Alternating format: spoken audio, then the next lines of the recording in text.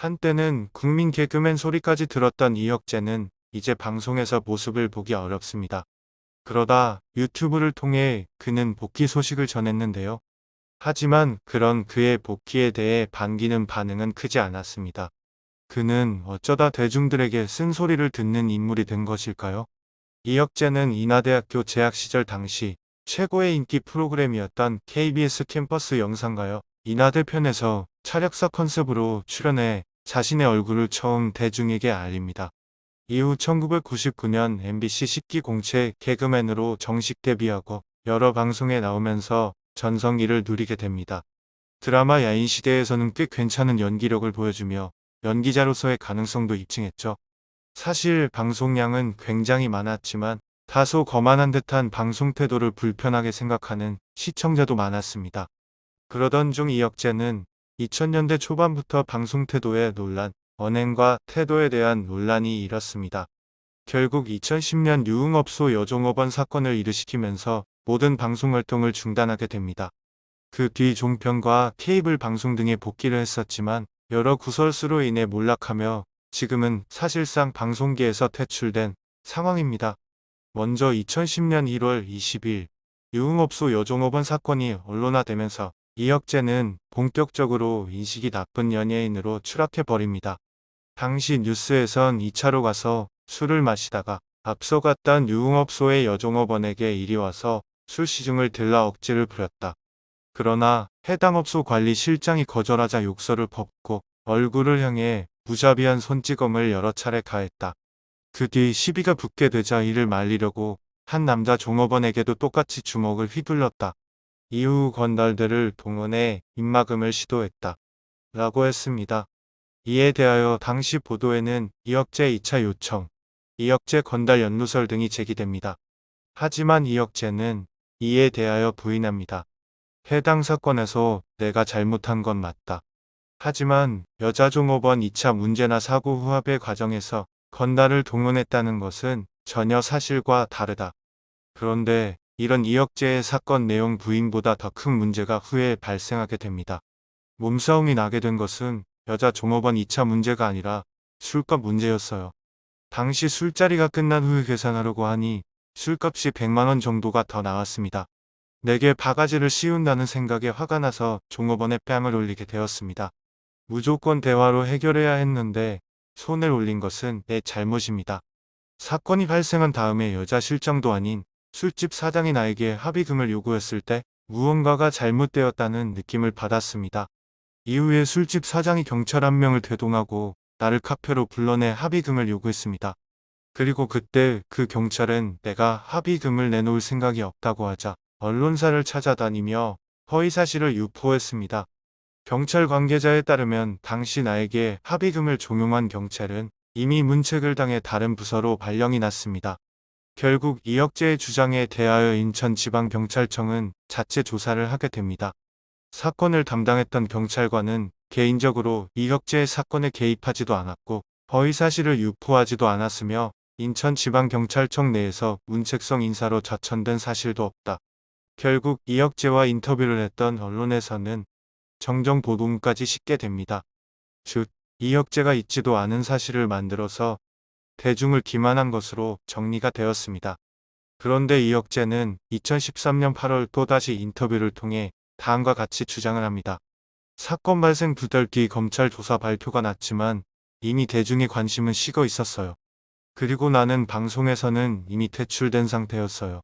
그래서 당시에는 억울했지만 함구하는 것이 최선이라고 판단했어요. 그러나 이혁재가 말한 검찰 조사 발표는 존재하지 않았습니다. 당시 사건이 있었을 때 경찰은 이혁재와 피해자들 간의 합의로 공소권 없음으로 검찰에 사건을 송치했습니다. 그리고 검찰은 벌금형의 약식 기소로 마무리 지었기 때문에 조사 발표를 한 적이 없었기 때문입니다.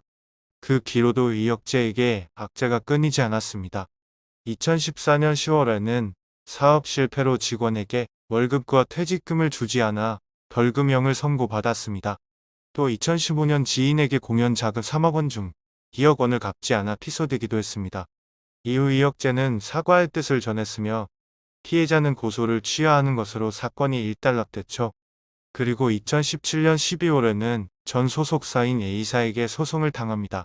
한창 활발한 활동을 하던 당시 이혁재는 전 소속사 A사에 연이자율 13%의 3억 원을 빌렸습니다. 당시 이혁재는 인천 송도의 한 아파트를 구입하기 위해서 돈을 빌린 뒤 연이 활동을 통한 수익을 정산해 3억 원을 분할 상환하기로 약정했습니다. 하지만 이혁재가 2010년 인천의 유흥업소 여종업원 사건으로 방송활동이 중단됐습니다. 엎친 데 덮친 격으로 2011년부터는 사업에 실패하자 A사는 2013년 이혁재와의 전속계약을 해지, 대여금을 갚을 것을 수차례 요구한 것입니다. 결국 이혁재는 소송에 패소하게 되었고 A사에게 빌린 2억 4,593만 원을 지급해야 하는 처지에 처하게 되었습니다. 그리고 지난해 초 수천만 원의 빚을 갚지 않은 혐의로 피소돼 경찰 조사를 받게 됐다는 사실이 보도됐습니다. 그해 이혁재는 일주일 전까지 연락하던 지인인데 갑작스런 고소가 이해되지 않는다. 개인적으로 빌린 돈도 아니며 법인 명의로 A씨에게 빌린 돈은 모두 이체해 갚았다. 라고 주장했습니다. 이후 경찰은 이혁재를 불러 한 차례 조사했으며 변제 사실을 확인했으며 A씨는 이혁재에 대한 고소를 취하했습니다. 이후 혐의 없음으로 판단되어 해당 건은 종결되었습니다. 그러는 한편 과거 신세계 방송 첫 녹화 날이었던 2014년 5월 2일 하나뿐인 내 동생이 갑작스럽게 심장마비로 숨을 거뒀다. 라며 자신의 안타까운 심경을 고백했습니다. 어머니는 작은 아들을 잃은 충격에 응급실에 실려가셨고 아버지 역시 경황이 없으서요. 그래서 내가 상주로서 빈소를 지켜야 했지만 도저히 신세계의 첫 방송을 펑크 낼 수 없었어요. 결국 빈소가 아닌 목화장으로 향했어요. 그 상황에서 나마저 무너지면 정말 아버지, 어머니가 어떻게 될지 모른다는 생각이 들었어요. 그런 생각이 드니 눈물마저도 나지 않았어요. 동생의 사망으로 세상 사는 게 참 만만치 않음을 다시 한번 느꼈어요. 신규 예능 첫 방송은 그로서도 포기할 수 없는 중요한 방송이었을 것 같습니다. 하지만 또 다시 수천만 원을 빌린 뒤 갚지 않은 혐의로 피소됩니다. 당시 경찰에 따르면 피해자는 이혁재로부터 2천만 원 가량의 돈을 떼었다라는 취지의 고소장을 제출했습니다. 피해자는 고소장을 통해 이혁재가 수천만 원의 사업자금을 빌린 뒤 지난해 12월 5일까지 최종 변제하기로 했지만 이를 지키지 않아 고소하게 됐다라고 주장한 것으로 전해졌습니다. 사건이 공론화되자 이혁재는 한 매체를 통해 평소 친했던 친구에게 법인을 통해 200만 원, 700만 원 가량을 차례로 빌린 것입니다. 개인이 차용증을 쓰고 빌린 것이 아니라 그 법인이 빌린 것입니다. 회사 부동산 근저당 설정을 하려고 빌린 돈으로 부동산 비용이 들어오면 상환하겠다고 약속했습니다. 내가 연예인이라서 사건을 더 부풀린 것 같습니다. 라고 해명했습니다. 이튿날 이혁재는 고소장 접수는 안 됐다는 내용을 확인했습니다. 법인 명의로 빌린 돈은 어제 오후 이체해 갚았습니다. 라고 전했습니다. 이러한 연속되는 논란에 대중들은 이혁재에게 등을 돌리게 됩니다. 범죄를 저질렀다고 해서 평생 범죄자 꼬리표가 붙어 불행한 인생을 살아야 하는 건 아닙니다. 죗값을 치렀고 자신의 잘못을 진심으로 뉘우쳤다면 범죄자에게도 재기의 발판은 마련되어야 합니다. 하지만 피해자가 존재하는 행동을 저지른 사람이 방송에 나와 눈물을 흘리고 불우한 생활로 동정표를 얻는 건 피해자 및 대중을 기만하는 행동이라는 의견이 많습니다. 다만 더 심한 범죄를 저지르고도 방송에 복귀하는 연예인들도 많은데 이혁재에게만 너무 가혹한 잣대가 아니냐라는 의견도 존재합니다. 공식적인 방송은 아니지만 유튜브를 통해서나마 복귀를 전한 그의 앞으로의 행보를 계속해서 지켜보겠습니다.